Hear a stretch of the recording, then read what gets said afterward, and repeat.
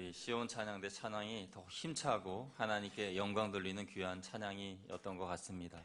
우리 옆에 계신 분하고 한번 인사하겠습니다. 주님의 이름으로 축복합니다. 주님의 이름으로 사랑합니다. 할렐루야. 오늘은 추수감사주일입니다. 그래서 오늘 말씀의 제목이 받은 은혜를 잊지 맙시다 라는 제목으로 하나님 말씀을 정했습니다. 또 오늘은 세례 입교식이 있는 날입니다. 역시 받은 은혜를 잊지 말며 오늘까지 인도하신 하나님의 은혜에 감사하며 세례 입교 예식을 받는, 그리고 함께 동참하는 저와 여러분 되셨으면 좋겠습니다. 여러분, 만약에 어떤 분이 여러분에게 물어보시기를 당신이 받은 은혜 중에 가장 큰 은혜가 무엇입니까? 라고 물어보신다면 뭐라고 대답하시겠어요?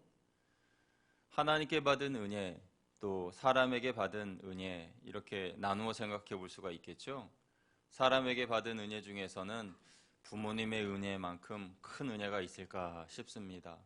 나를 있게 하여 주신 부모님, 또 길러주시고 키워주신 그 부모님의 은혜보다 더 큰 은혜가 어디 있겠습니까? 하나님께 받은 은혜라고 생각하면 어떤 은혜가 생각이 드시나요? 저는 무엇보다도 죄로부터 구원해 주신 하나님의 은혜에 감사하지 않을 수가 없습니다.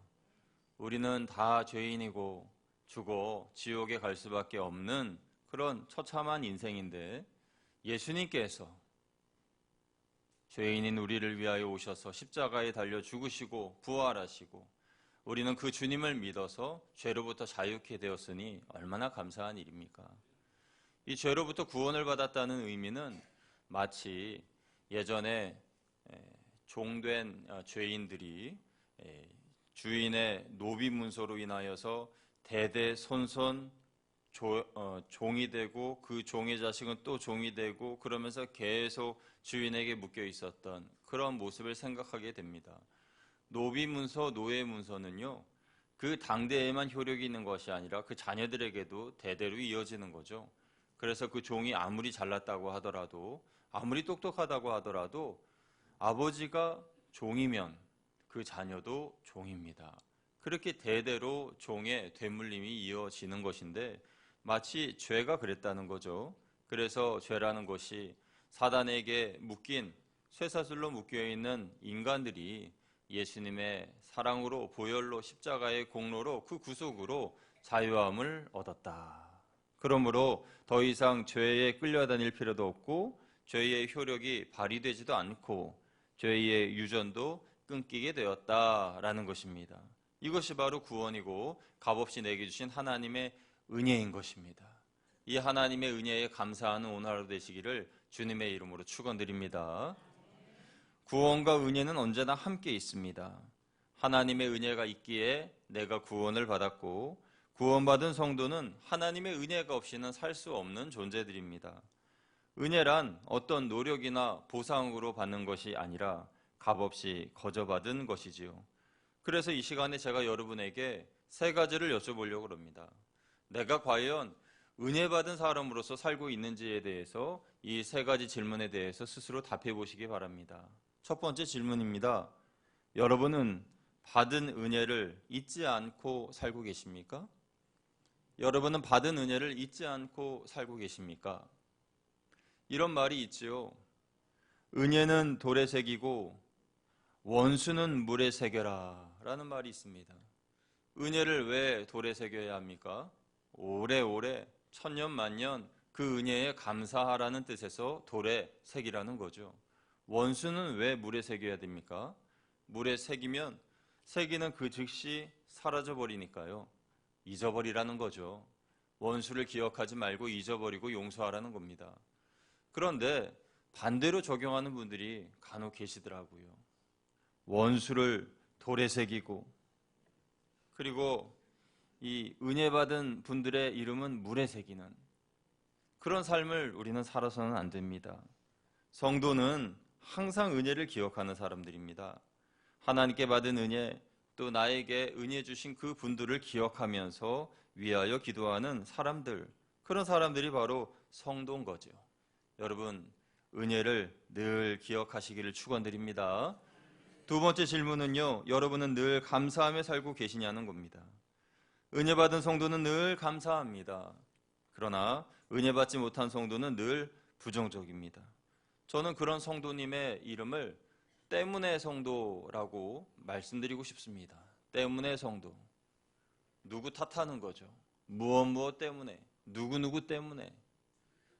예배를 드릴 때에도 비가 오면 비가 오기 때문에 나는 교회에 가지 않겠다. 날씨가 좋으면 날씨가 좋기 때문에 나는 교회에 갈 수 없다. 왜냐하면 놀러 가야 되니까. 교회 가면 아무개가 있으니까 그 사람 때문에 나는 교회 가지 못하겠다. 교회 정문을 들어올 때에 환하게 웃으면서 안내위원이 인사를 하면 저 사람이 웃었기 때문에 기분이 나쁘다. 또 웃지 않고 안내를 하면 웃지 않았기 때문에 사랑이 없다. 그렇게 말씀하는 분들이 있단 말이에요.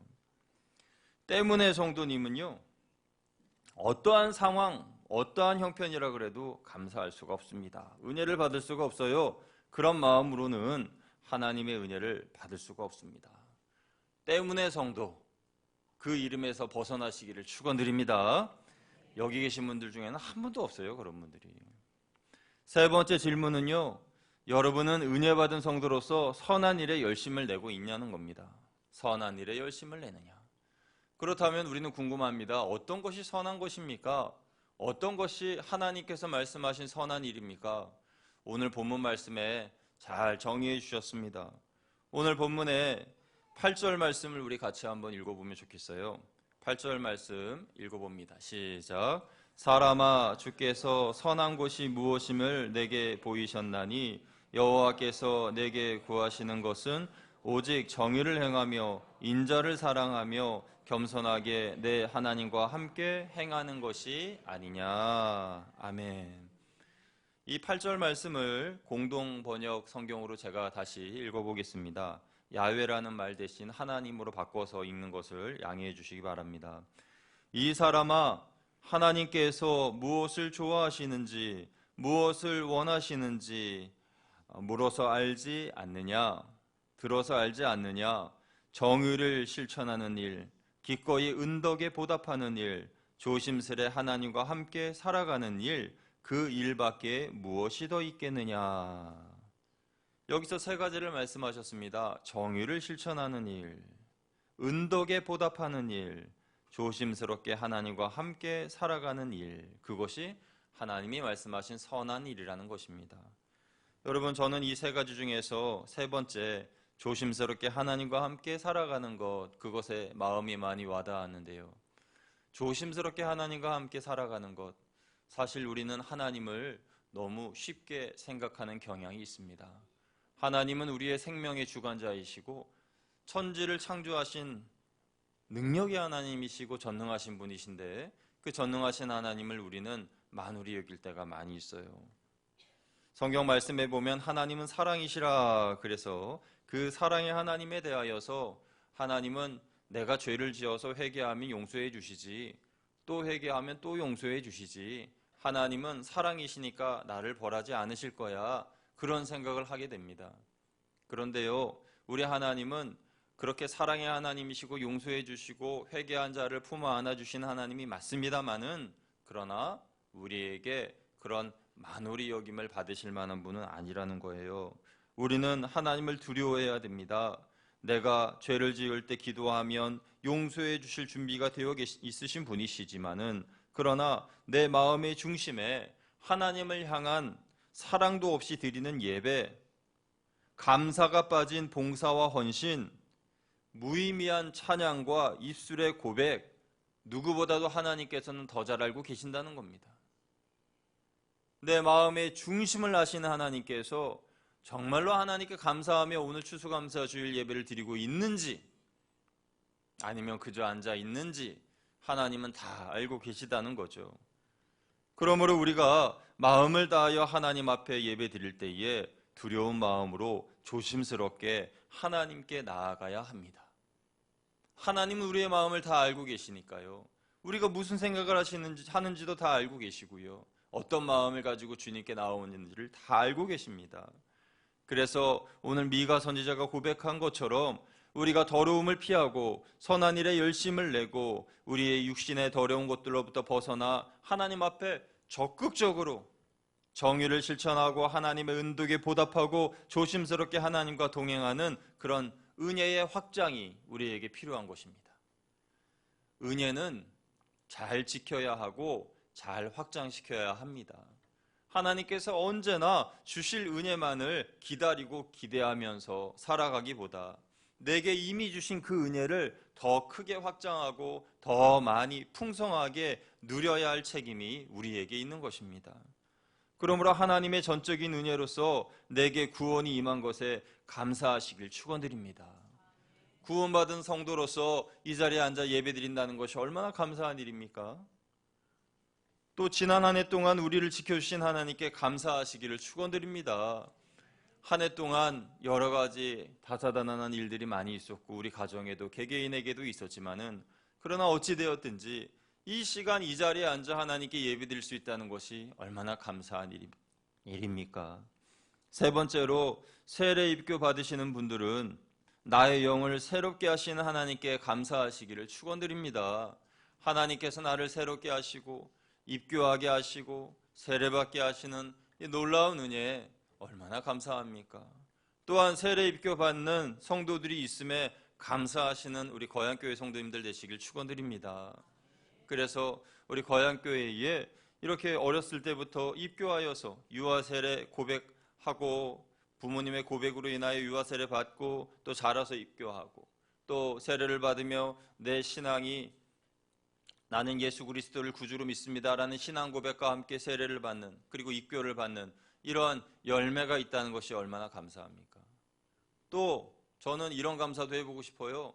우리 교회에 예배 드릴 때 우리 아기들의 울음소리가 있다는 것에 감사하시기를 축원드립니다. 정말 감사한 일이에요. 저는 예배 시간에 아이들이 울어도 저는 설교 잘할 수 있습니다.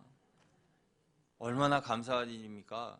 우리 어린아이를 두신 우리 부모님들은 괜찮아요. 아기가 떠들어대고 울어도 됩니다. 우리 거양교회 성도님들은 그 정도 다 받아주실 수 있으세요. 염려할 필요 없어요. 그러니까 오늘도 새 가정이 이렇게 아기들과 함께 예배를 드린다는 것이 얼마나 큰 축복이에요. 요즘 같은 때에. 그러니 감사하죠. 할렐루야. 이런 감사거리들이 찾으면 찾을수록 넘쳐나고 많은 거예요. 감사를 많이 찾으셔서 확장시키고 하나님의 은혜에 감사하시기를 축원드립니다. 우리 모두는 다 감사의 삶을 살아야 합니다. 그러면 하나님의 은혜가 더욱더 여러분의 삶에 크게 넘치게 될 줄로 믿습니다. 감사의 삶을 사시는 여러분 모두 되시기를 주님의 이름으로 축원드립니다. 축원합니다. 기도하겠습니다.